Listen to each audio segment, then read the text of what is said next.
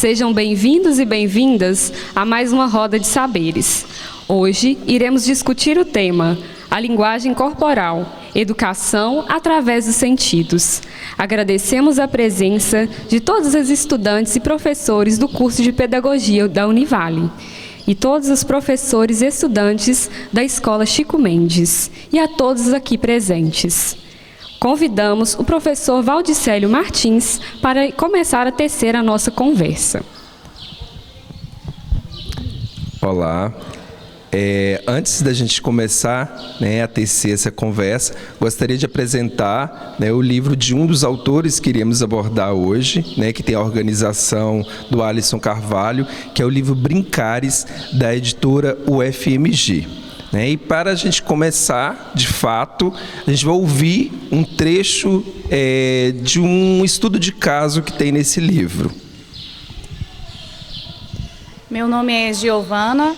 Eu sou estudante do 2º período do curso de Pedagogia da Univale. Fazia calor, o ônibus chacoalhava e barulhava.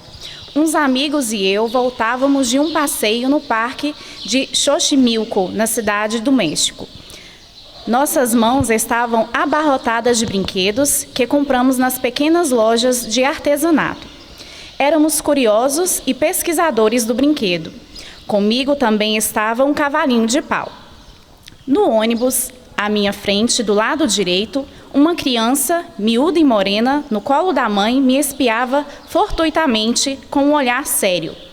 Olhei-a, pisquei os olhos, fiz ligeiras e tênues caretas. Ela continuava do mesmo jeito. Lembrei-me então do cavalinho em minhas mãos. Ao som de toque-toque, toque-toque, toque-toque, aproximava e afastava o cavalinho da criança. Às vezes, escondia-a atrás do banco. Os olhos do menino começaram, aos poucos, a mostrar um brilho diferente, e nesse embalo pude vê-lo abrindo o sorriso e aceitando o convite para a brincadeira. Entrara no jogo, ora se escondendo no colo da mãe, ora reaparecendo, chamando o cavalinho e olhando para mim. Aos poucos, dos tímidos sorrisos, passou a deliciosas gargalhadas. Na esfera do imaginário, naquele pequeno universo de relação, dois seres se encontraram por intermédio de um brinquedo. Por uns 15 minutos, ficamos mergulhados nesse diálogo simbólico. Aqui, a gente já começa a perceber as relações que a gente tem com o corpo, Inicialmente, então, são dois desconhecidos e principalmente de duas localidades diferentes, um brasileiro e uma criança mexicana. Então, o que estabelece essa relação de contato com duas pessoas com línguas diferentes? Primeiro, ele usou dois objetos, um objeto simbólico, que é o cavalinho de pau, e logo em seguida o próprio corpo. Então, a gente percebe nesse diálogo que o corpo ele fala sem precisar de palavras, Então, no momento em que o adulto queria dialogar com a criança e ele percebia que ele não falava a mesma língua, ele decidiu então utilizar esses dois elementos. 93% da nossa comunicação ela é não verbal. E essa comunicação não verbal ela vai se dar por meio dos nossos movimentos faciais, por meio dos nossos movimentos corporais. Ou seja, somente 7% que nós utilizamos para nos comunicar com a fala, com a fala verbal, essa comunicação verbal. Então, isso vai estreitando os nossos laços com o outro. Para nós, que estamos imersos na área da educação, seja na educação infantil, nos anos iniciais, nos anos finais, nós temos muito esse vínculo com essa comunicação não verbal. Uma vez que, para quem trabalha com crianças do berçário, 1 ano, 2 anos, que as crianças ainda estão se apropriando da sua maneira de pronunciar as falas, elas estão aprendendo a falar, lembrando que elas aprendem a falar a partir daquilo que elas ouvem, Então é preciso que eu converse muito com essas crianças e ao mesmo tempo para ela aprender a se locomover, a ela se mexer, ela também precisa ser estimulada. Então, esse estímulo que ela tem é a partir de como ela percebe que nós, adultos, ou elas entre seus pares, como que elas, então, vão estabelecer essa comunicação com o outro. Então, quando eu estou lá com a criança do berçário, estimulando os pequenos e grandes músculos, né, a coordenação motora fina e grossa da criança, é preciso que eu converse com ela ao mesmo tempo. Então, eu começo a estabelecer uma relação entre o verbal e o não verbal o tempo todo. E esses 93% que são utilizados do corpo, é preciso que o tempo todo a criança entenda o que ela está fazendo. É preciso que ela perceba que tipo de linguagem corporal que ela está estabelecendo naquele momento.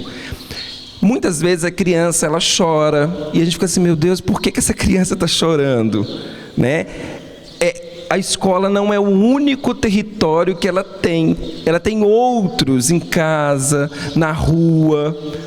E nesse momento, eu preciso começar a tentar compreender de que forma que aquele corpo está falando, pronunciando aquele choro, para eu poder dar continuidade ao meu trabalho. Senão, o desenvolvimento daquele sujeito, ele vai ser em vão. Então, é preciso que possamos compreender as diversas linguagens que esse corpo, então, ele possa emanar e ele possa produzir, naquele momento. E essa linguagem, ela vai servir para a gente como um meio de comunicação.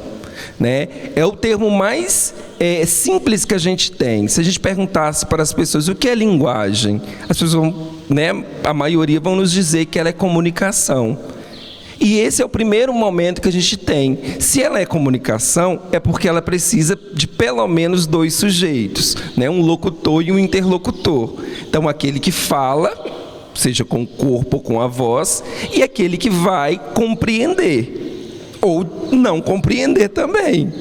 Que às vezes tem momentos que a gente não consegue entender o que o corpo do outro fala.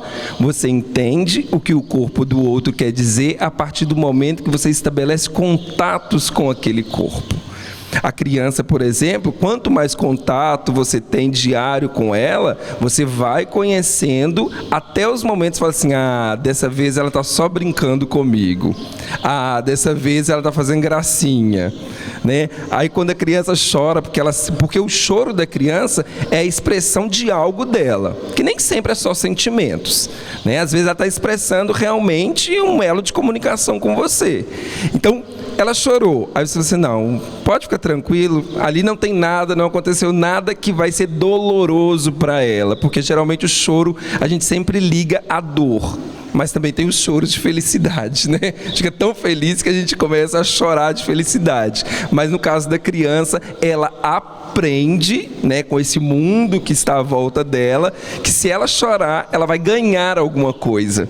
Então é a primeira forma de comunicação que ela tem com as pessoas. E dessa maneira que a gente entende que esse corpo fala, que esse corpo ressoa, a gente precisa ficar atento a tudo que a criança, que o sujeito, falando da criança, mas a gente pode levar isso para a vida adulta também, Quando uma pessoa chega amuadinho, tristonho, aí você já fica assim, poxa, essa pessoa não é assim. O que aconteceu com você hoje? O corpo dela está falando, o corpo dela às vezes está pedindo socorro, está pedindo alguém para que a socorra, e a gente fica sem saber de que forma lidar com essa situação. No próximo bloco, nós vamos falar então da educação através dos sentidos. E a gente vai tentar compreender de que forma que esse corpo, então, ele estabelece as formas de fala que esse corpo tem por meio das sensações produzidas. Até já!